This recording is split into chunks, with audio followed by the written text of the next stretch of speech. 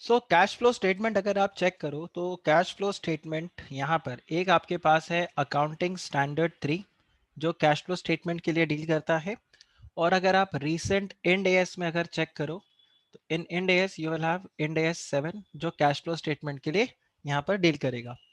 Now technically अगर आप देखो cash flow statement, so it is one of the important statement and it is part of the financial statements. So जब हम financial statement की बात करते हैं फॉर अ कंपनी तो वहां पर अपने पास आ जाता है balance sheet, then you have a statement of profit और loss account, you have cash flow statement, right? This is cash flow statement and इसके अलावा आपके पास होता है notes to accounts and you have statement of changes in equity. So this is statement of changes in equity, ये आपके पास रहेगा। In this lecture we will discuss all about cash flow statement, क्या बनता है, कैसे बनता है और क्या हम इससे इंटरप्रेट कर सकते हैं। All those things will be discussed here. So if you just ask that cash flow statement is what? So cash flow statement is nothing. We just post the items from cash account. हम cash flow statement से मतलब cash flow statement में cash account से चीजों को pick करते हैं and we put in. So in cash account we have two sides. One is the debit side, another is the credit side. So debit what comes in, okay, and credit what goes out, right? Same way अगर आप एक cash flow statement को check करो तो cash flow statement also talks about these two things only, debit what comes in, credit what goes out. But since it's a statement so we don't have debit side और credit side, what we have is the inflows and the outflows. Inflows and the outflows, हम यहाँ पर सिर्फ inflows और outflows को post करते हैं। अब डिफरेंस क्या है इसके सर, अगर हम कैश अकाउंट के अंदर भी कैश इनफ्लो आउटफ्लो को रिकॉर्ड कर रहे हैं तो कैश फ्लो स्टेटमेंट में इनफ्लो आउटफ्लो को रिकॉर्ड करके क्या मतलब what extra you are going to get here. So what extra you are going to get here is basically in case of a cash account, we do not bifurcate the inflows and the outflows. We just say debit what comes in and we just say credit what goes out. So from a cash account, you can't get much information as far as you cannot draw a lot of conclusions from the cash account. As far as cash flow statement is concerned, in case of cash flow statement, यहाँ पर हम क्या करते हैं, इन inflows और outflows को 3 different activities में split करते हैं। और इससे हमें पता चलता है कि एक ऑर्गेनाइजेशन जो है, एक कंपनी जो है, वो कितना अच्छा परफॉर्म कर रहा है, कितना अच्छा परफॉर्म नहीं कर रहा।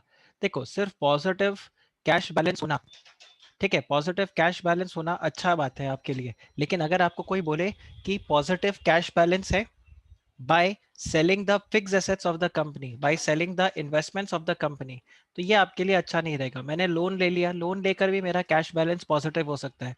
So the concept is just a positive cash balance is not something which will give you a good amount of information so that you can draw about the performance of the company. We need further more information that how do we have the cash balance. So that's why in case of cash flow statement हम company के inflows और outflows को 3 अलग अलग activities में split करते हैं और फिर हम उन हर एक एक्टिविटी में चेक करते हैं कि वहां पर कितना हमारा कैश बैलेंस पॉजिटिव है या नेगेटिव है या पॉजिटिव है, whatever the case may B.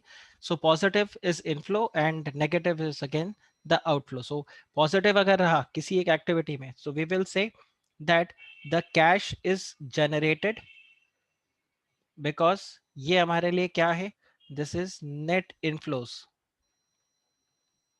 And if we talk about negative, so we will say the cash is burnt, the cash is utilized, right? So cash used in that particular activity, और हम यहाँ पर क्या बोलेंगे, this will be net cash outflows। तो ये आपके पास रहेगा। तो अब हम यहाँ पर थोड़ा सा और देखते हैं, जब हम कैश एंड कैश इक्विवेलेंस यहाँ पर कैश फ्लो स्टेटमेंट का बात करते हैं, there is one more important thing which we need to know. One is cash and cash equivalent, ये आपको पता होना बहुत जरूरी है। Cash and cash equivalent, so what do you mean by cash and cash equivalent? तो देखो cash तो आपके पास आ ही गया, it's the cash account, but when we talk about cash equivalent मतलब कैश के बराबर, तो कैश इक्विवेलेंट में क्या आ जाएगा? कैश इक्विवेलेंट में आएगा आपका बैंक अकाउंट और बैंक अकाउंट का positive balance, positive balance of cash account, वो यहाँ पर आएगा। एंड इसके अलावा short term investments, short term investments we are going to get it here in cash and cash equivalence. तो आपको ये ध्यान रखना है। इन्वेस्टमेंट्स का भी अगर आप बात करो, see this is very very important when we talk about these three activities, just within few minutes I'll discuss the three activities also. So it is very very important that whatever item we have picked up, whether it's an inflow or outflow, we clearly identify it falls into which activity, because as I said हम यहाँ पर अलग अलग conclusion draw करेंगे based on the cash generated और cash utilized in the three respective activities। तो उससे हमारा कंक्लूजन फिर चेंज हो जाएगा अगर हमने करेक्ट तरीके से पोस्टिंग वहां पर नहीं किया तो। अब अगर मैं यहाँ पर कैश एंड कैश इक्विवेलेंट का बात करूँ, तो यहाँ पर cash bank and short term investments आ जाता है। इसका क्या यूज होगा, within a minute you will get to know about it. अब अगर आप यहाँ पर चेक करो कैश फ्लो स्टेटमेंट में, तो जो कैश फ्लो स्टेटमेंट के अंदर तीन एक्टिविटीज आपको देखने को मिलेगा। These are the three activities. देखो, one you have activities like basically the cash flow from the operating activities. Okay, one is the cash flow from the operating activities. Then you are going to have cash flow from investing activities, and third one would be your cash flow from financing activities. So एक एक activity से हम यहाँ पर cash जो generate होता है उसको यहाँ पर हम पोस्ट करते जाएंगे। Now just a simple example, अगर मैं आपको बोलूं कि आपको गुड्स आपने सेल किया, ठीक है, यू हैव सोल्ड गुड्स, और उससे आपको कैश इनफ्लो आया, तो आप मुझे बताइए इन तीनों में से वो कौन से एक्टिविटी में आ जाएगा? It will go into the operating activity. Similarly if I say let's say fixed assets are purchased, okay, so fixed assets are purchased, this means it represents a cash outflow. Goods sold represents inflow. Now fixed assets are purchased, this is a outflow, but fixed asset purchase जो आपने किया वो कौन से activity में best जाता है? Now if you see, it is into the investing activity, because आप अपने fixed assets में पैसा इन्वेस्ट कर रहे हो, लॉन्ग टर्म एसेट्स में पैसे को इन्वेस्ट कर रहे हो when you are purchasing the fixed assets, so it will come here. Same way, you have taken a loan. Now loan represents inflow, right? So this will come into the financing activity, because यहाँ पर पैसों का लेना देना ये सब आपको यहाँ पर देखने को मिलेगा। Let's say you have paid dividend, so again this is part of the financing activity. So all the peripherals, right, all the cash flows due to the financing activity, due to the investing activity, and due to the operating activity are clubbed together to draw the conclusion here. Further अगर आप यहाँ पे देखो तो दो तरीके के methods हैं कैश फ्लो स्टेटमेंट बनाने के। हमारे पास दो मेथड्स हैं, और एक मेथड है जिसको हम बोलते हैं डायरेक्ट मेथड, और एक होता है जिसको हम बोलते हैं इनडायरेक्ट मेथड। दोनों में डिफरेंस क्या है थोड़ी देर में आपको ये पता चल जाएगा, राइट? सो ये आपके पास ब्रॉड चीजें हैं जो पता होनी चाहिए। फिर अगर आप यहाँ पे देखो operating activity, so let's understand cash flow from operating activity. So when we talk about operating activity, this represents all the cash flows. I'm not just talking about the inflows, even the outflows of the cash in their ordinary activities, right? In or from the ordinary activities जो भी business में आप deal कर रहे हो, goods को purchase करना, goods को सेल करना, salary, other expenses, right, all these things come here. ये आपका वो एक्टिविटी होगा जो बेसिकली आपका प्रिंसिपल रेवेन्यू जनरेटिंग एक्टिविटीज है। So all cash flows related to the principal revenue generating activity, principal revenue generating activity, principal revenue generating activity से जो भी आपके कैश फ्लोज अराइज होंगे वो किस में आएगा? वो आपके ऑपरेटिंग एक्टिविटी में आ जाएगा। जैसे एक सिंपल एग्जांपल अगर आपको लेना है तो आप ले सकते हो, for let's say collection from debtors, right, ये आपके लिए इनफ्लो है और ये कहाँ पर आएगा? आपके cash flow from operating activities में। सिमिलरली अगर आप यहाँ पर बोलोगे payments, so payments to the creditors, so all the payments to the creditors, this will be again what? Your operating activity. Similarly, payments for your operating expenses, right? ये आपका किस में चला जाएगा? ऑपरेटिंग एक्टिविटी के अंदर। तो ये हुआ आपका operating activity. Then we have cash flow from investing activity. तो अगर आप इन्वेस्टिंग एक्टिविटी को चेक करो तो यहाँ पर जितना भी आपका purchase and sale of fix assets, simple, your purchases and sale of fixed assets and purchase and sale of the investments. अब इन्वेस्टमेंट्स के लिए आप बोलोगे सर आपने अभी थोड़ी देर पहले बोला था शॉर्ट टर्म इन्वेस्टमेंट्स अगर है तो वो कैश एंड कैश इक्विवेलेंट में आता है, करेक्ट। बट आपको यहाँ पर क्या चेक करना है? इन्वेस्टमेंट्स मतलब यहाँ पर हम लॉन्ग टर्म इन्वेस्टमेंट्स का बात कर रहे हैं। सी, एक और चीज आपको ध्यान से यहाँ पर देखना है कि अगर आप इन्वेस्टमेंट्स का चेक करो, right, so investments if it is short term then it is part of cash and cash equivalent, right. और अगर यही इन्वेस्टमेंट्स आपके लॉन्ग टर्म है तो ये आपके इन्वेस्टिंग एक्टिविटीज में जाएंगे। आई होप आपको ये समझ में आ रहा होगा। अगर आपका इन्वेस्टमेंट्स शॉर्ट टर्म है तो वो कैश एंड कैश इक्विवेलेंट का पार्ट होगा, और अगर आपका इन्वेस्टमेंट लॉन्ग टर्म है तो वो फिर आपके इन्वेस्टिंग एक्टिविटीज में जाएगा। यहाँ पर चीजें ऐसे आ जाएंगी जैसे अगर आप बताओ you have purchased a fix asset, you have purchased a fixed asset, you have sold the fixed asset, ये सारी चीजें आपको कहां पर देखने को मिलेगी? In the investing activity. Now if we will have cash flow from, next is financing activity। तो अब अगर आप फाइनेंसिंग एक्टिविटी को चेक करो तो यहाँ पर जितने भी आपके कैश बैलेंसेस है जो आपके कैपिटल स्ट्रक्चर से रिलेटेड होंगे, right, so all cash flows which are related to capital structure, right, which are related to the capital structure would come here, okay। इसके अलावा जब मैं बात करता हूं cash flow related to capital structure, I mean both the principal amount, okay, as well as the service cost। जैसे अगर मैंने कोई लोन लिया है तो वो भी यहाँ पर आएगा, और उसके ऊपर मैं अगर कोई इंटरेस्ट पे कर रहा हूँ तो वो भी यहाँ पर आ जाएगा।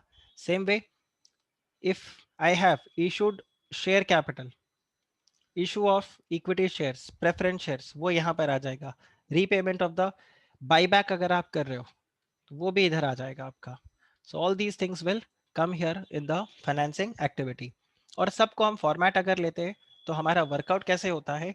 It is like this, that you will have cash flow from operating activities plus cash flow from investing activity plus cash flow from financing activity. Depending upon यहाँ पर हमारा क्या बैलेंस है क्या बैलेंस नहीं है, यहाँ पर हम टोटल लगाते हैं और इसमें हम ऐड लेस कर देते हैं कि अगर कोई एक्स्ट्रा ऑर्डिनरी कैश फ्लो आपका आ रहा है तो। So if there is any extraordinary cash flow वो यहाँ पर आ जाता है। तो यहाँ पर जो बचता है इसको हम बोल देते हैं net cash flow generated during the year. This is the net cash flow which is generated during the year. इसमें हम ऐड कर देंगे opening cash and cash equivalent, okay. और जो बचेगा this is your closing cash and cash equivalent. This is your closing cash and cash equivalent. So if you just see here, ये जो मैंने आपको बताया था कैश एंड कैश इक्विवेलेंट में, तो cash bank and short term investments इनका opening balance यहाँ पर हम ऐड कर देंगे, और उसको जब हम ऐड करेंगे with the cash generated during the year, this should be equal to this closing cash and cash equivalence। अगर ये मैच करता है तो फिर आपका आंसर करेक्ट है, at least mathematically you are correct. लेकिन अगर इसमें कोई मिस्टेक आया दिस मीन्स आपने यहाँ पर कोई ना कोई गड़बड़ किया है, कोई ना कोई एरर किया है। So this is the best वे, और rather this topic is the best topic because here you can get whether your answer is correct or not, at least mathematically you can get it। अब जैसे मैंने आपको यहाँ पे बताया था that you have two different methods to calculate cash flow statement, right? You can prepare cash flow statement through these two methods. One is the direct method another is the indirect method. Now how to decide which method is to be used? अब normally अगर आप देखोगे तो आपको वो indirect method ही मिलेगा, but आपको ये चेक करना है what information is given to you. तो आपके पास इंफॉर्मेशन कुछ ऐसे होगा that they have given you the cash account, then they have given you the bank account, correct, and they have also given you the short term investment account. ठीक है, अगर ये तीनों अकाउंट आपको दे दिया, दिस मीन्स आप यहाँ पर अभी क्या करोगे, आप डायरेक्ट अकाउंट बेसिकली आप डायरेक्ट मेथड के हिसाब से यहाँ पर कैलकुलेट करोगे. लेकिन अगर आपके पास सपोज करो दो बैलेंस शीट दिया हुआ है, दो बैलेंस शीट मतलब 2 years का आपको बैलेंस शीट दिया हुआ है, the opening balance sheet and the closing balance sheet, और they have given you two balance sheets and one P&L account, right? Current year का P&L account, right? So you have the two balance sheet and the current year P&L account. तो इन दोनों के अंदर ही आप क्या use कर सकते हो,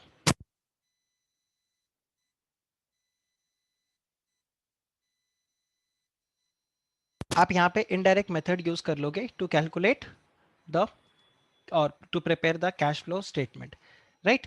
अब कुछ कुछ जो पॉइंट्स हैं आपको ध्यान में रखना चाहिए while you are making a cash flow statement.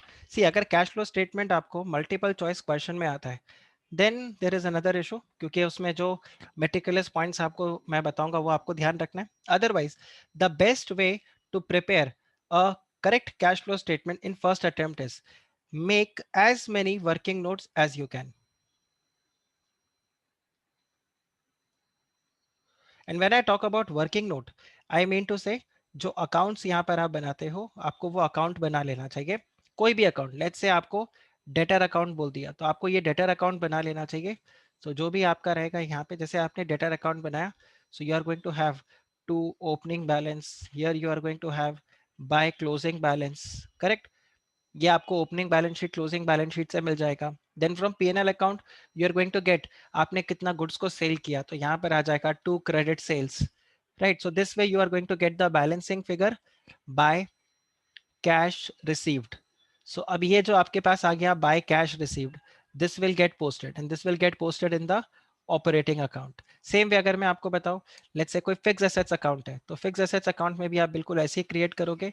Fix assets account में यू आर गोइंग टू से this is to opening balance, this is going to be by closing balance. अब अगर आपने कोई फिक्स एसेट्स को परचेज किया है तो आप यहाँ पर लिख दोगे to purchase of fix assets. अगर आपने कोई फिक्स एसेट्स को सेल किया तो आप यहाँ पर बोल दोगे by sale of fix assets. Okay, अब इसको सेल करने में आपको गेन होगा या लॉस होगा.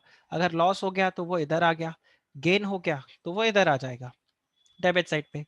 और इसके अलावा आप यहाँ पर बाय डेप्रिसिएशन होगा. अब देखो इस पूरे अकाउंट के अंदर कैश का आइटम कौन सा है, कैश के आइटम इस पूरे अकाउंट में आपके पास दो है, क्योंकि एक आपने यहाँ पर जब फिक्स एसेट्स को परचेज किया है, so this represents what, this represents outflow, okay. और यहाँ पर आपने फिक्स एसेट्स को सेल किया है, so this represents what, inflow, right. अब एक जो कॉमन यहाँ पर स्टूडेंट्स के दिमाग में डाउट आता है कि sir debit word comes in credit word goes out था, तो आप यहाँ पर देखो debit word comes in credit word goes out cash account में. ये फिक्स एसेट्स अकाउंट है, ठीक है. तो फिक्स एसेट्स अकाउंट में फर्नीचर आ रहा है तो डेफिनेटली कैश तो बाहर जाएगा ही ना. So don't have to get confuse with all those things. आपको सिंपली यहाँ पर ये चेक करना है कि ये अकाउंट बन गया आपका, वर्किंग नोट बन गया. अब इसमें कैश वाले आइटम कौन से हैं, हमें ओपनिंग बैलेंस से कोई मतलब नहीं, क्लोजिंग बैलेंस से कोई मतलब नहीं, डेप्रिसिएशन नॉन कैश आइटम है उससे कोई मतलब नहीं, गेन या लॉस ऑटोमेटिकली आपके सेल प्राइस में एडजस्टेड है, और फिक्स्ड एसेट्स को आपने जो परचेज किया ये आपके आउटफ्लो को रिप्रेजेंट कर रहा है, ये इनफ्लो को. सेम वे मुझे ओपनिंग बैलेंस से कोई मतलब नहीं, क्लोजिंग बैलेंस से कोई मतलब नहीं, मैंने कितना गुड्स क्रेडिट में भेजा मुझे उससे भी कोई मतलब नहीं, बस मुझे इससे मतलब है कितना कैश रिसीव हुआ फ्रॉम द डेटर्स, वो चला जाएगा मेरे ऑपरेटिंग एक्टिविटी में और वो पॉजिटिव इनफ्लो की तरह जाएगा. सेम वे ये मेरे जाएगा फाइनेंसिंग इन्वेस्टिंग एक्टिविटी के अंदर, और इन्वेस्टिंग एक्टिविटी में ये होगा आउटफ्लो, ये होगा इन्वेस्टिंग एक्टिविटी में inflow. So this is the very simple point जो आपको यहाँ पर ध्यान रखना है. सो जितना ज्यादा आप वर्किंग नोट्स बनाओगे उतना आपके लिए इजी होगा. Even if you get this question for MCQ, I will tell you quickly you make that working note, okay. और ये वर्किंग नोट के बेसिस पे आपका जो भी बैलेंसिंग फिगर होगा आपका कैलकुलेशन काफी फटाफट से हो जाएगा. So try to do as much as working notes as you can.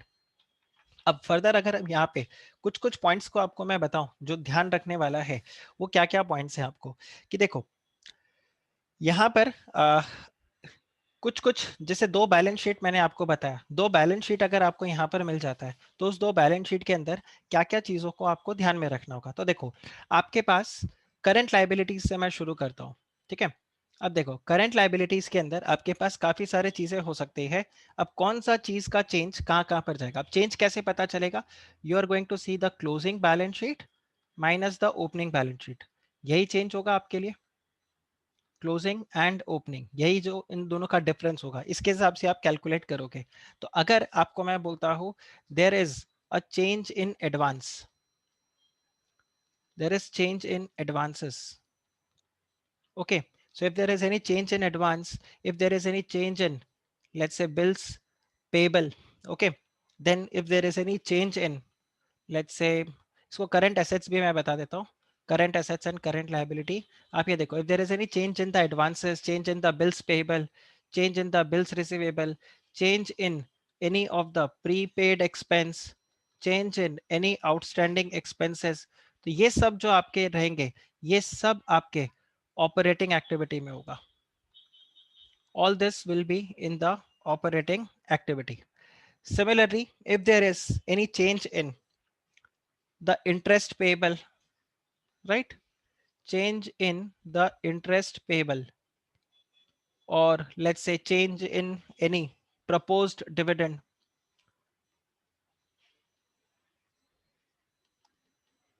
or rather proposed dividend भी नहीं, मैं यहाँ पे dividend payable आपको मैं बोलूंगा, if there is change in your outstanding dividend, change in your loans, change in the other borrowings, even change in your short term borrowings, ये सब आपके फाइनेंसिंग एक्टिविटी में चला जाएगा। All this will be in the financing activity, correct. और इसी तरह से अगर आपको यहां पर मिलता है चेंज इन इंटरेस्ट रिसीवेबल, ध्यान रखना, change in interest receivable, तो receivable interest is based on your investments which you have made, and any cash flow which arises from the investments will go to their investing activity, तो ये आपका चला जाएगा in the investing activity। तो ये कुछ कुछ पॉइंट्स हैं जो आपको ध्यान में रखना है, ठीक है। अब एक अगर आपको मैं टेम्पलेट यहाँ पर बना कर दूं, ठीक है, तो वो आपके लिए कैसे हो जाएगा, सी डेप्रिसिएशन जो रहता है, ठीक है, देखो मैं आपको बताता हूँ, cash flow from operating activities, और ये मैं इनडायरेक्ट मेथड से आपको बता रहा हूँ, ठीक है, सिर्फ ऑपरेटिंग एक्टिविटी का। तो आपको बेसिकली क्या चाहिए, you need the net profit. जब आप बात करते हो दिस, तो you need the net profit for the year, यहां से शुरू होगा net profit for the year. अब net profit for the year आपको कहां से मिलेगा, देखो या तो पीएनएल अकाउंट है तो स्ट्रेट अवे वहां से मिल जाएगा। अगर ये आपको पीएनएल अकाउंट में नहीं गिवन, मतलब if let's say the PNL account is not given and you have been given just the two balance sheet, तो वो दो बैलेंस शीट में आप कैसे कैलकुलेट कर सकते हो, आप ये देखो, change in the PNL account balance, तो क्लोजिंग माइनस ओपनिंग, आप उसका बैलेंस ले लो तो वो आपके पास जनरेट हो गया। सेम वे इस साल का जो प्रपोज्ड डिविडेंड है, ठीक है, उस प्रपोज्ड डिविडेंड को आप ऐड कर दो, क्योंकि इस साल का जो प्रपोज्ड डिविडेंड होगा वो प्रपोज्ड डिविडेंड आपके करंट ईयर के प्रॉफिट में से ही डिडक्ट किया गया होगा। And if there is any transfer to reserves, right, transfer to reserves, तो आप ये बोल सकते हो, सपोज करो जनरल बैलेंस का जो चेंज होगा यहाँ पे, ठीक है, any change in the balance of general reserve, right, और एनी सरप्लस फंड और व्हाटएवर, तो ये that amounts to transfer of reserves, आप उन सबको ऐड कर दोगे तो आपके पास आ जाएगा net profit for the year. एक बार आपके पास net profit for the year आ गया, इस net profit for the year में ऐड करते जाओ नॉन कैश एक्सपेंसेस को, और ऐड करते जाओ जितने भी आपके नॉन ऑपरेटिंग एक्सपेंसेस है वो। जैसे simple example low, depreciation is a non cash expense, तो आप उसको यहां पर ऐड कर दो। नाउ इस नेट प्रॉफिट के अंदर आपने loss on the sale of fix assets को क्या किया होगा, डिडक्ट किया होगा, पीएनएल में उसको डेबिट कर दिया होगा, उसको यहां पर क्या कर दो, ऐड कर दो, because that is not a cash item, वो sale price is a cash item, sale of fix assets is a cash item, purchase of fix asset is a cash item, but profit on sale, loss on sale is not your cash item. तो यहां पर आप add कर दो loss on the sale of fix asset. तो similarly अगर gain हो गया है जिसको आपने इस नेट प्रॉफिट में ऐड कर दिया, आप उसको भी डिडक्ट कर दोगे। Gain on the sale of fix assets वो आपका यहाँ पर डिडक्ट हो जाएगा। इसके अलावा अगर आप यहाँ पर देखो तो कोई भी इंटरेस्ट एक्सपेंस अगर आपने पे किया है, interest expenses which you have paid, उसको आप यहाँ पर क्या कर दो, ऐड कर दो। पेड या इनकर्ड, आपने अपने पीएनएल में इंटरेस्ट का, क्योंकि इंटरेस्ट किसको रिप्रेजेंट करता है, फाइनेंसिंग एक्टिविटी को रिप्रेजेंट करता है, so this will go back to your financing activity. Similarly अगर आपने किसी गुडविल को राइट ऑफ किया है, right, goodwill is written off, तो वो भी आपका यहाँ पर एड बैक हो जाएगा, because again it is not a cash expenditure. Similarly preliminary expenses written off, उसको भी आप यहाँ पर क्या कर दोगे, you are going to add it back. तो आपको ये ध्यान रखना है। इसी तरह से अगर आपको कोई इंटरेस्ट रिसीव हुआ है, ठीक है, एक तो आपने इंटरेस्ट पे किया, let's say interest on investments, right, interest on investments received, तो इसको आप वहां पर डिडक्ट कर दो, because this is again part of which activity, investing activity. तो आप देखो ऑपरेटिंग एक्टिविटी में आप कहां से शुरू कर रहे हो, you are starting with the net profit, और उस नेट प्रॉफिट में कुछ ऐसी चीजें जुड़ी हुई है जो ऑपरेशन से रिलेटेड नहीं है या नॉन कैश है। तो जैसे डेप्रिसिएशन हो गया, तो डेप्रिसिएशन के लिए आप क्या बोलोगे, depreciation is a non cash expense, ठीक है, तो इसको आप ऐड कर दो। Loss on cell of fixed assets, gain on cell of fixed assets, ये दोनों भी आपका क्या है, ये दोनों भी नॉन कैश आइटम है। Also this represents from investing activity, तो ये वहां पर जाएगा। अगर आपने कोई इंटरेस्ट पे किया है या इंटरेस्ट एक्सपेंस आपने इनकर किया, so this will go to the financing activity. तो ऑपरेटिंग में आप ऐड कर दोगे, लेकिन फाइनेंसिंग में डिडक्ट हो जाएगा। ये दोनों आपके क्या हो गए, ये दोनों आपके नॉन कैश एक्सपेंस हो गए। तो ये क्योंकि नॉन कैश एक्सपेंस है और पीएनएल में डेबिटेड है, तो इसको आप ऐड कर दोगे, debited is deducted. Interest on investments which you have received, so this is also your investing activity and not a operating activity. तो इस तरह से आप यहां पर इसको डिडक्ट कर दोगे, फिर आपके पास आ जाएगा operating profit, then you are going to get the operating profit. So ultimately हमें वही चाहिए, अपना ऑपरेशनल प्रॉफिट। इस ऑपरेटिंग प्रॉफिट के अंदर आप क्या करते हो, चेंजेस कर देते हो, plus minus changes in working capital, changes in working capital, जो करंट एसेट्स करंट लायबिलिटी अभी अभी हमने यहाँ पर देखा था, ये वाला जो पार्ट है पूरा, इसलिए मैंने आपको ये बताया था, ये जितने भी चेंजेस है, advance, BR, BP, prepaid, outstanding expense, debtor, creditor, वो सब यहाँ पर आ जाएगा चेंजेस। अब याद रखने का तरीका क्या, आप देखो, आपका करंट एसेट्स या तो इंक्रीज होगा या आपका करंट एसेट्स डिक्रीज होगा, राइट। सिमिलरली आपके करंट लायबिलिटीज बढ़ेंगे या आपका करंट लायबिलिटीज डिडक्ट होंगे, ठीक है। अब आपको ये डिसाइड करना है कि हमें इसको ऐड करना है कि लेस करना है। सिंपल लॉजिक के साथ मैं आपको बताऊंगा, you will represent this, I mean you will be able to remember this very well. अब जो बचेगा ये आपका हो जाएगा cash flow from operating activity. Now don't see कि करंट लायबिलिटी का बढ़ना अच्छा या कम होना अच्छा, या करंट एसेट्स का बढ़ना अच्छा या कम होना। आप सिंपली देखो, अगर आपके करंट लायबिलिटीज रिड्यूस हो रहे हैं, current liability reduce represents what, कि आपने वहां पर कुछ ना कुछ रीपेमेंट कर दिया है, and repayment represents outflow. If repayment represents outflow, तो ये यहाँ पर क्या हो जाएगा, डिडक्ट, ठीक है। So you are going to deduct this. Same way अगर करंट लायबिलिटी इंक्रीज हो गया, this means you have not paid. If you have not paid, ठीक है, ये हैव्ड हो गया, नॉट हैव्ड हो गया, sorry. if you have not paid, correct, if you have not paid, ठीक है, not have paid हो गया, but छोड़ो, if you have not paid, then again आपके पैसे वहां पर सेव हो रहे हैं, so this again represents what, inflow। क्योंकि आपके करंट लायबिलिटी बढ़ रहे हैं, मतलब ना तो आपने पुराना पे किया और अभी नया उल्टा और आपने रेस कर लिया, तो आप इसको यहाँ पर क्या कर दोगे, ऐड, ठीक है। सिमिलरली अगर आपके करंट एसेट्स यहाँ पर रिड्यूस हो रहे हैं, this means you are getting the payment, correct. आपके करंट एसेट्स अगर रिड्यूस हो रहे हैं, this means you are getting the payment, right, you are getting the payment. If you are getting the payment, then this represents what, this represents the inflow। take for example आपके debtors, debtors are your current assets. So अगर debtor का balance reduce हो गया, this means debtors are paying you the money. If debtors are paying you the money, this means that's the inflow. Same way आप stock का देखो, stock का balance reduce हो गया, this means you are selling more goods. If you are selling more goods, this means you are getting the money. और इसी का opposite हो जाएगा कि अगर करंट एसेट्स आपके इंक्रीज हो गए, दिस मींस आपका स्टॉक का बैलेंस बढ़ गया, आपके डेटर का बैलेंस बढ़ गया। डेटर का बैलेंस बढ़ गया मींस आपने और ज्यादा गुड्स क्रेडिट में बेच दिया है, पैसे नहीं आए, उल्टा और आपने गुड्स उनको ज्यादा दे दिया, या फिर आपने स्टॉक का लेवल जैसे बढ़ा दिया। So this means you have acquired more. So this represents what? This represents outflow. तो ये यहां पर डिडक्ट हो जाएगा। So this is the 4 points जो आपको यहाँ पर ध्यान रखना होगा। सो this is cash flow from operating activity in direct method. देखो मैं एक बात बताता हूँ, जब हम डायरेक्ट या इनडायरेक्ट मेथड की बात करते हैं तो खाली cash flow from operating activity में चेंज आता है। Cash flow from financing activity and investing activity always remains same, जैसा पहले था वैसा का वैसा आपको हमेशा मिलता रहेगा। अब cash flow from investing activity अगर आप यहाँ पर चेक करो तो इन्वेस्टिंग एक्टिविटी के अंदर any purchase of fix assets, आप ये देखो cash flow from investing activity. तो cash flow from investing activity में अगर आप देखो तो you will get let's say purchase of fix assets, okay, और there is going to be sale of fix assets. ध्यान रखना लॉस और गेन यहां पर कुछ भी नहीं होगा।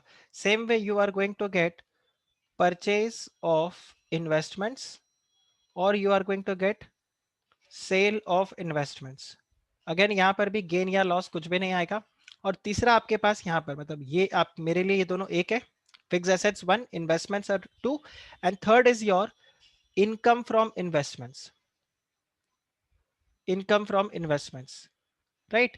आप देखो अभी हमने देखा था ऑपरेटिंग एक्टिविटी के अंदर income from investments, interest received on investments हमने यहाँ पर डिडक्ट कर दिया था। क्यों? क्योंकि हमने बोला था भाई इसको हमने नेट प्रॉफिट में ऐड करके रखा हुआ है, बट ये तो नेट प्रॉफिट का है ही नहीं, मतलब ऑपरेटिंग प्रॉफिट का है ही नहीं। ये कौन से प्रॉफिट का है? ये आपका इन्वेस्टिंग एक्टिविटी के लिए, तो ये यहाँ पर ऐड हो जाएगा।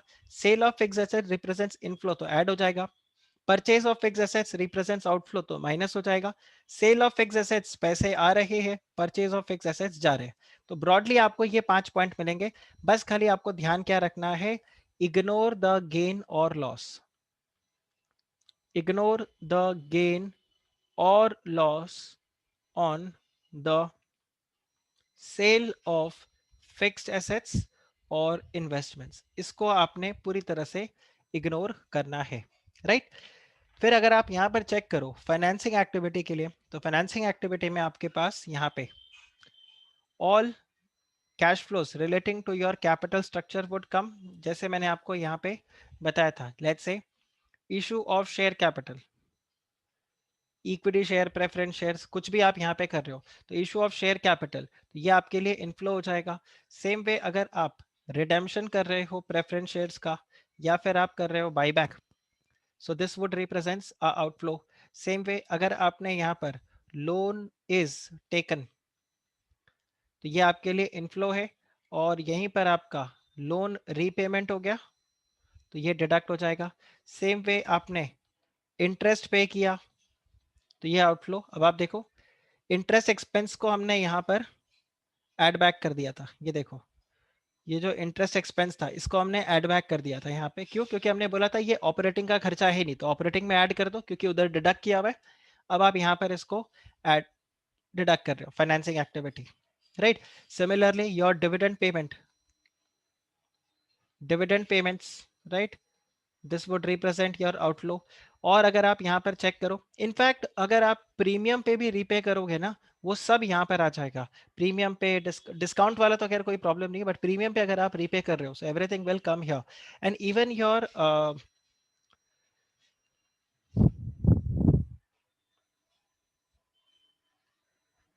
जस्ट वन पॉइंट, ये एकदम से क्लिक अभी कर रहा था, एकदम से क्लिक कर रहा था, ये दिमाग में चला गया। सो प्रोविजंस, यस, जब आप यहाँ पे फाइनेंसिंग एक्टिविटी में देखोगे तो इंटरेस्ट पे dividend payment, yes, there is one point which is I'm just not able to click here, immediately अभी आया था। तो सिक्योरिटी प्रीमियम जो आपके पास रहेगा, सिक्योरिटीज प्रीमियम, राइट। अगर आपको सिक्योरिटी प्रीमियम रिसीव हो रहा है तो सिक्योरिटी प्रीमियम को आप यहाँ पर ऐड कर दोगे, and if there is any premium on redemption तो उसको आप यहाँ पर माइनस कर दोगे। तो आपको खाली क्या चेक करना है, एक्चुअल पेमेंट आपको यहाँ पर देखना है, एक्चुअल पेमेंट। ठीक है, तो इंटरेस्ट पेड ऑन डिबेंचर्स हो जाए या लोन हो जाए, कुछ भी हो जाए, वो सब आपको यहाँ पर देखने को मिलेगा। तो this is how it goes in case of a cash flow account. अब आपको ध्यान क्या रखना है, दैट जो आइटम्स है उन सब के लिए you make a account.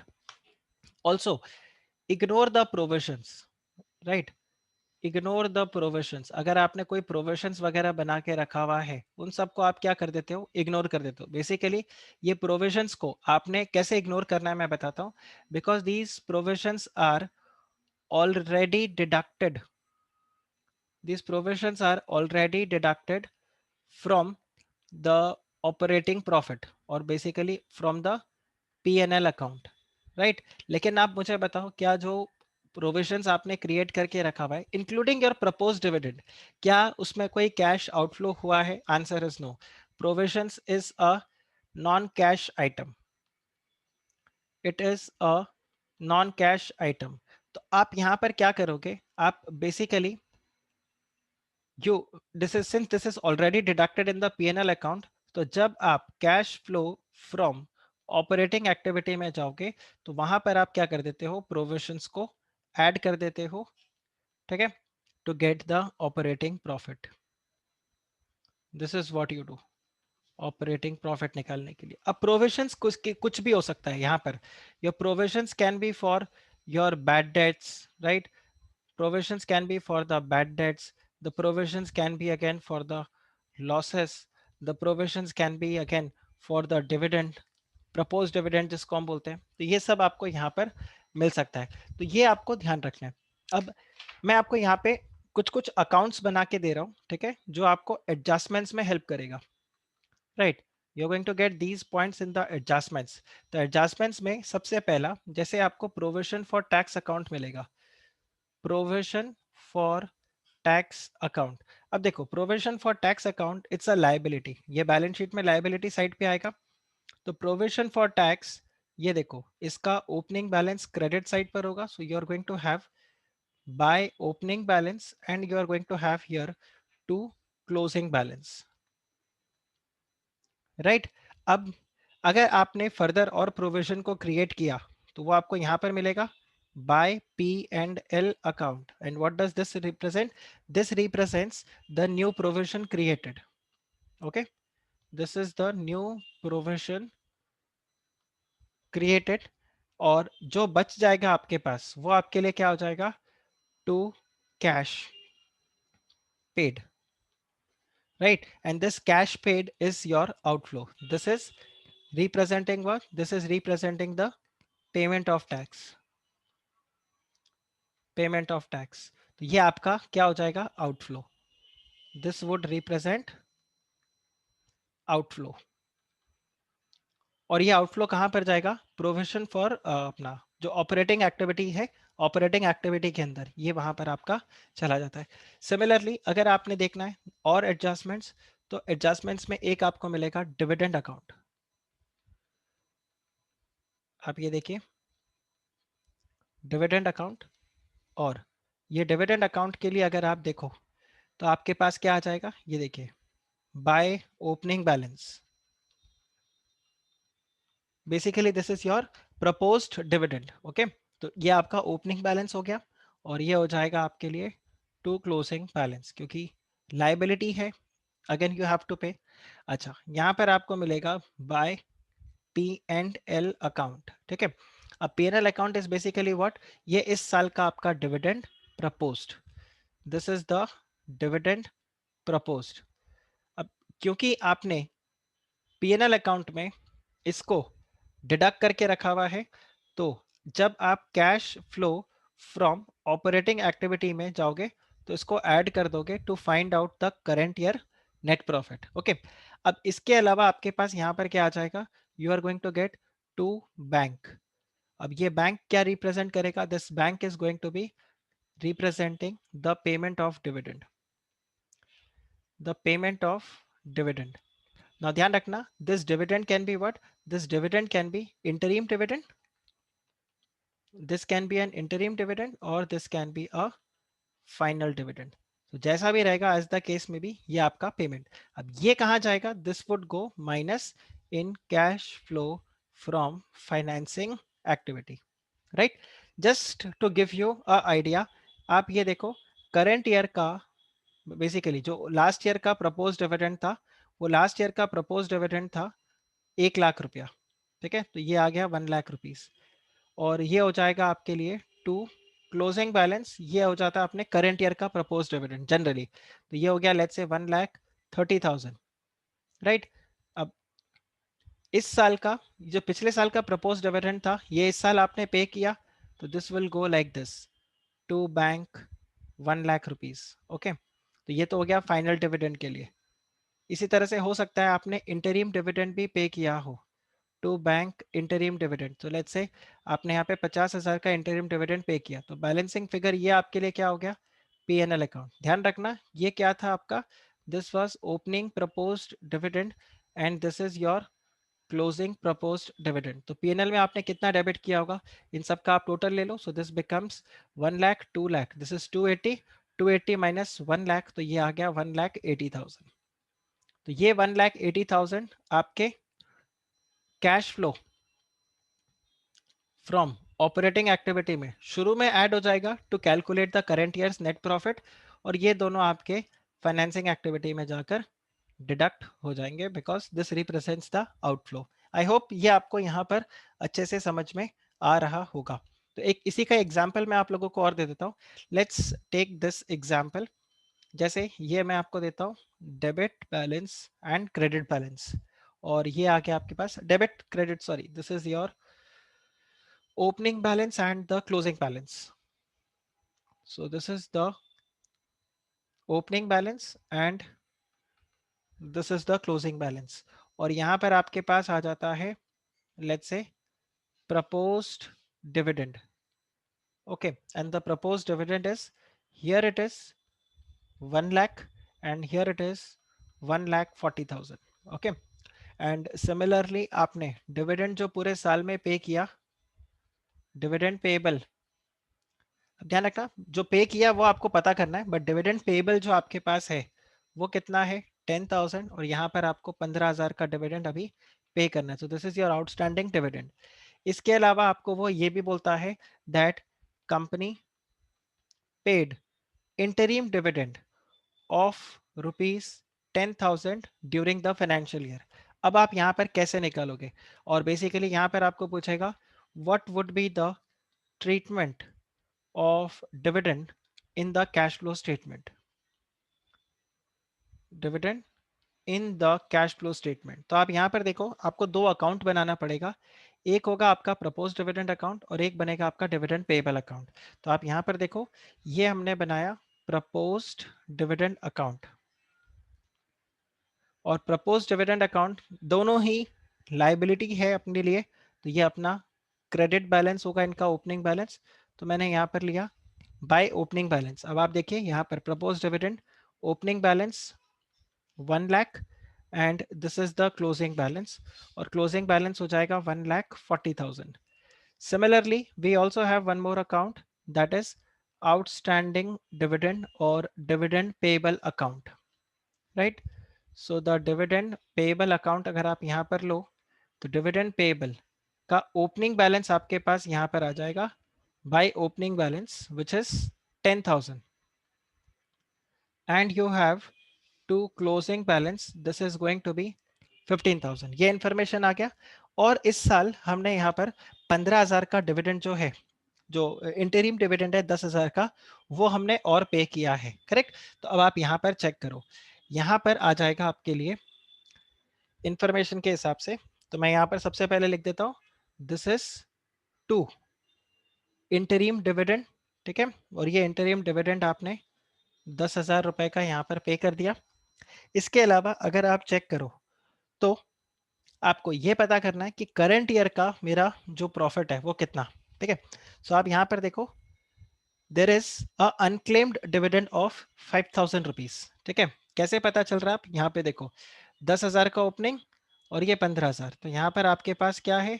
Bye unclaimed dividend.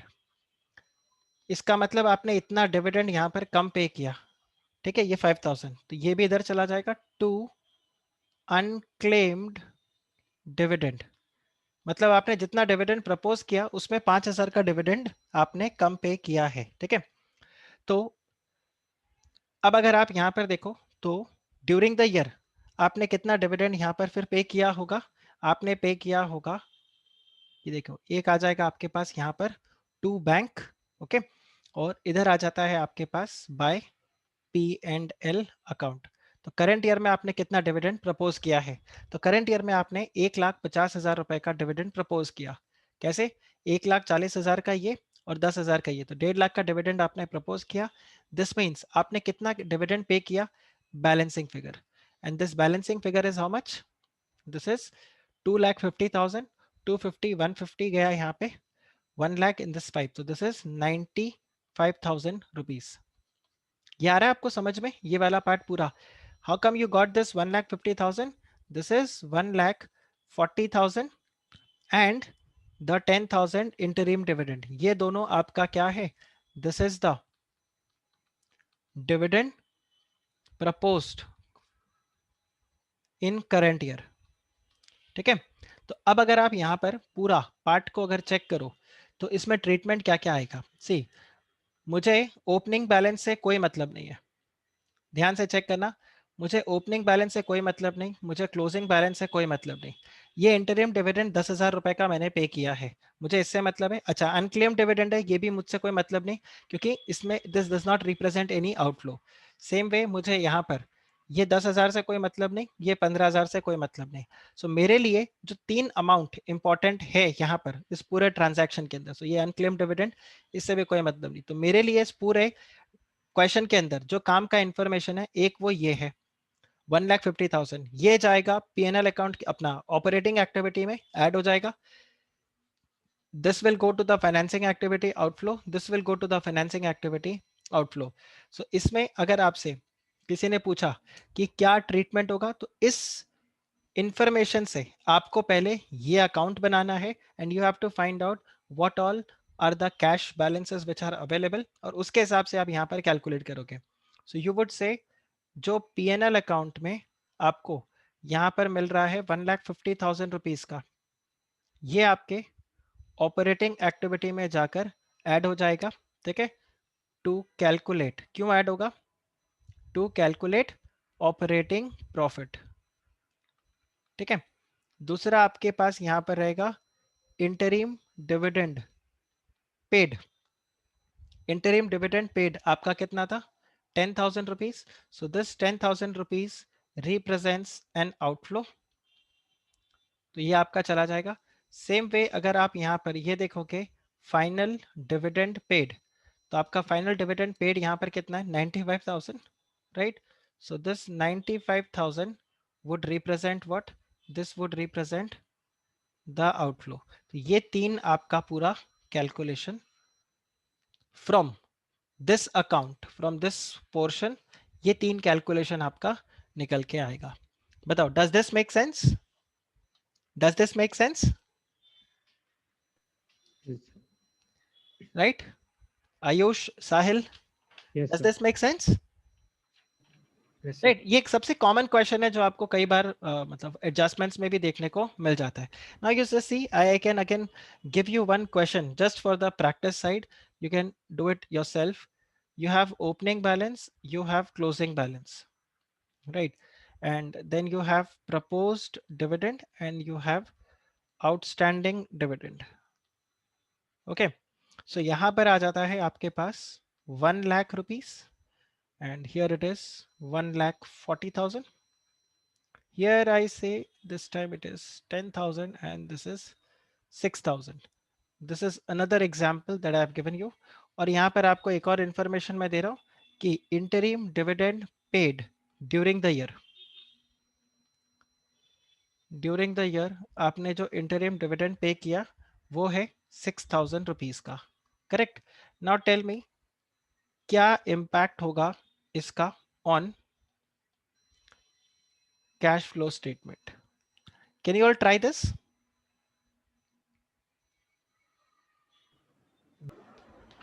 Next आपको यहाँ पर जो ध्यान रखना है एक और एडजस्टमेंट, वो एडजस्टमेंट आपका होता है फॉर द फिक्स एसेट्स। ठीक है, अब फिक्स एसेट्स में आपको देखना होगा कि ये जो फिक्स एसेट्स अकाउंट है ये आप कैसे मेंटेन करते हो। Do you maintain it on gross basis with depreciation account और it is maintained on net basis? तो नेट बेसिस होगा तो वहां पर कोई डेप्रिसिएशन अकाउंट नहीं होगा। अगर वो नेट बेसिस पे प्रिपेयर हो रहा है तब तो कोई प्रॉब्लम नहीं है। नेट बेसिस पे अगर प्रिपेयर हो रहा है तो ये आपका फिक्स एसेट्स अकाउंट रहेगा। तो रादर मैं अगले पेज पर ही लिख देता हूँ यहाँ पे, आप ये देखो, fix assets account on net basis. तो अगर फिक्स एसेट से रिलेटेड कोई भी एडजस्टमेंट आए जहां पर आपको वो पूछे कि फिक्स एसेट्स अकाउंट है, अब इसमें से बताओ क्या क्या वैल्यू अपने को मिलेगा, तो आप ये देखो, this is going to be to opening balance and this is going to be by closing balance. ठीक है, ये दो आपका सेट है यहाँ पर। इसके अलावा आप यहाँ पर चेक करो, आपको क्या मिलेगा, to bank. Now this will be bank, why? This is your purchase of fix assets. This is your purchase of fix assets, ये CFA हो गया। This is your purchase of fix assets. ठीक है, तो ये एक आपके पास आइटम आएगा। इसी का ऑपोजिट आपके लिए क्या हो जाएगा, by sale of fixed assets. तो ये एक आपके पास बैंक आ जाएगा which would represent the sale of fixed assets. अब इसको सेल करने पे आपको गेन होगा या लॉस होगा, तो अगर लॉस हो गया तो वो यहाँ पर आ जाएगा। So this is by loss on sale और this is going to be to gain on sale. इन दोनों से हमें कोई मतलब नहीं है यहाँ पर। इसके अलावा आपके पास रहेगा बाय डेप्रिसिएशन करंट ईयर। ये करंट ईयर का आपके पास डेप्रिसिएशन आएगा तो वो इधर आपको मिल जाएगा। या फिर आपके पास यहाँ क्या आ जाएगा, to upward revaluation. To upward revaluation and depreciation अगर मैं बताऊं तो इसी के साथ मैं यहाँ पर क्या दे रहा हूँ, टू डाउनवर्ड रिवैल्यूएशन, कोई इम्पेयरमेंट लॉस, वो सब यहाँ पर आ जाता है। ये सब आपके पास इधर आ जाएगा। अब अगर आप इस पूरे ट्रांजैक्शन में चेक करो पूरे अकाउंट में, तो आपके पास कैश के आइटम कौन से है, ये एक आइटम है, दिस रिप्रेजेंट्स व्हाट, आउटफ्लो, और ये हो जाएगा minus in investing activity by sale of fixed assets, right? This is going to be an inflow in your financing activity. अच्छा, ये जो आपका गेन और लॉस है ना, ये गेन और लॉस आप क्या करोगे, देखो ये कैश फ्लो स्टेटमेंट में जाएगा इन ऑपरेटिंग एक्टिविटी, क्योंकि आपने इसको नेट प्रॉफिट में माइनस करके रखा हुआ है। आपने P&L अकाउंट में तो इसको डेबिट किया था ना, और इसको आपने P&L अकाउंट में क्रेडिट किया होगा, तो ये आपका डिडक्ट हो जाएगा इन ऑपरेटिंग एक्टिविटी। ओके, और ये आपका हो जाएगा add in operating activity. Simple. तो ये चार, बाकी सब चीजें आपके लिए बेकार है as far as the cash flow statement is concern, तो ये आपको डिडक्ट करना है यहाँ पर। सेम वे अगर आप यहाँ पर चेक करो, फिक्स एसेट्स नेट बेसिस पे अगर प्रिपेयर होता है तो थोड़ा सा आपके लिए यहाँ पर ध्यान आपको रखना होगा। तो उसमें क्या होता है, फिक्स एसेट्स अकाउंट जो होगा ये आपका कॉस्ट में अकाउंट में मेंटेन होता है। So you are going to have to opening balance and here you will have by closing balance. This would represent to bank and this would represent what, the acquisition of fixed assets, और यहां पर आ जाएगा by asset disposal account. This is by asset disposal account। एक तो ये आपका रहेगा। दूसरा आपके पास यहां पर क्या होगा, you are going to have accumulated depreciation account। ठीक है, अब ये accumulated depreciation account क्या होगा, here you are going to have by opening balance, this is going to be to closing balance। ठीक, फिर यहां पर आ जाएगा by depreciation charged, this is by depreciation charged during the year, और ये आ जाएगा to asset disposal account. Now what does these two represents, मैं आपको ये बता देता हूँ. This is the cost of asset sold. ठीक है. And this represents the total depreciation on the asset which is sold. और यहीं पर आ जाता है आपका एसेट डिस्पोजल अकाउंट. राइट. अब जब एसेट डिस्पोजल अकाउंट आएगा तो आप चेक करो, ये यहां से इधर पहुंच जाएगा. सॉरी, ये क्रेडिट साइड पे है, ये इधर आ जाएगा. So this is going to be to fixed asset account. Right.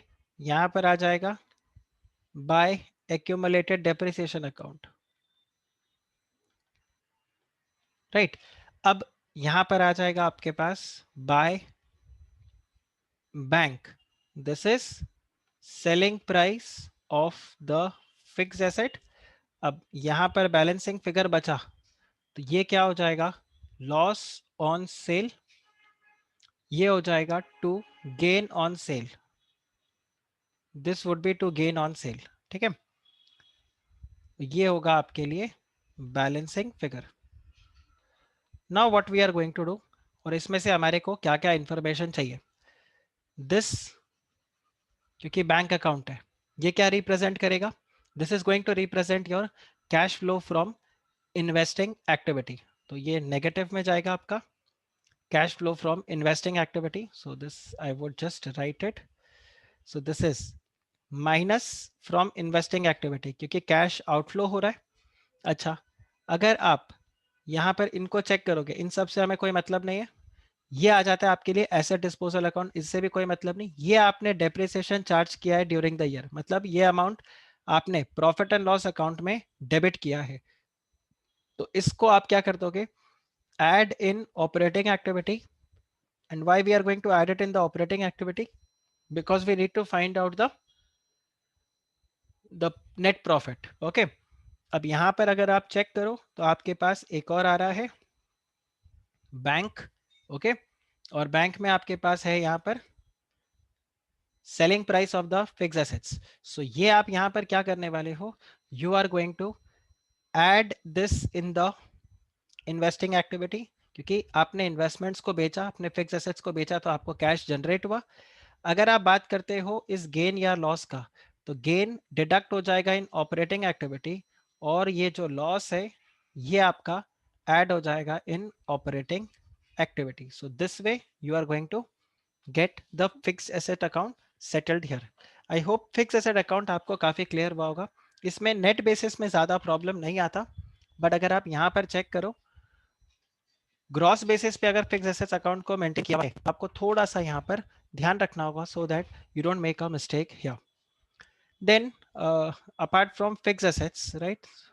Apart from fixed assets, you will have another account, जैसे कि redemption of preference share account. Okay, redemption of preference share account, या फिर let's say even debentures account. Simple रहेगा आपके लिए. तो इसमें आप क्या करो, you're going to find out basically ये adjustment आपका इसके लिए है. तो आपको यहाँ पर क्या करना है, you are going to have the debentures account और you are going to have the preference share account. अब debentures and preference share account में अगर आप देखोगे तो यहाँ पर आ जाएगा आपके पास by opening balance, and here you are going to have to closing balance. ठीक है. अब यहाँ पर आएंगे आपके पास by P and L account. ठीक है, जो भी अमाउंट आपका ड्यू है by P and L account, या फिर ये आपका हो जाएगा कैपिटल रिजर्व.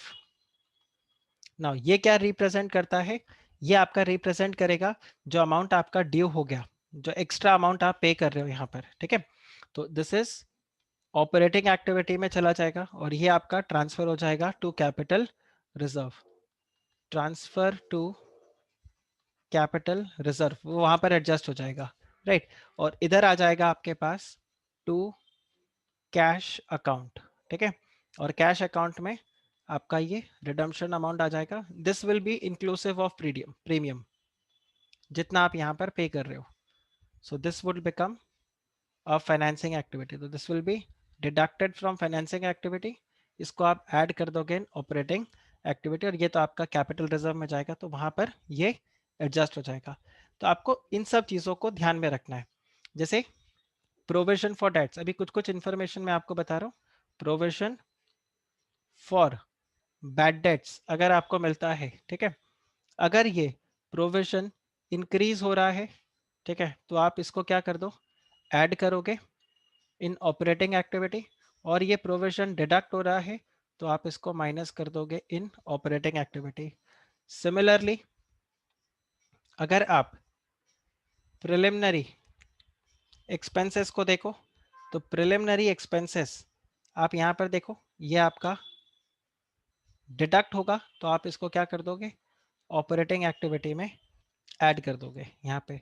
सेम वे आपका जैसे गुडविल होगा, राइट, अगर आप गुडविल का बात करते हो, तो अगर गुडविल का बैलेंस डिक्रीज हो रहा है तो आप इसको डिडक्ट करोगे इन ऑपरेटिंग एक्टिविटी, लेकिन अगर गुडविल का बैलेंस इंक्रीज हो रहा है तो आप ऐड कर दोगे इन इन्वेस्टिंग एक्टिविटी। इसका मतलब आपने किसी से इन्वेस्टमेंट्स या किसी का गुडविल आपने यहाँ पर परचेज किया है। तो ये आपके पास अलग अलग प्रोविजंस है जो आपको देखने को मिल जाएगा, which you will have to be very very careful while you see the cash flow statement or any of the adjustments there. So I think broadly हमने यहाँ पर कैश फ्लो स्टेटमेंट में सारे चीजों को कवर कर लिया है।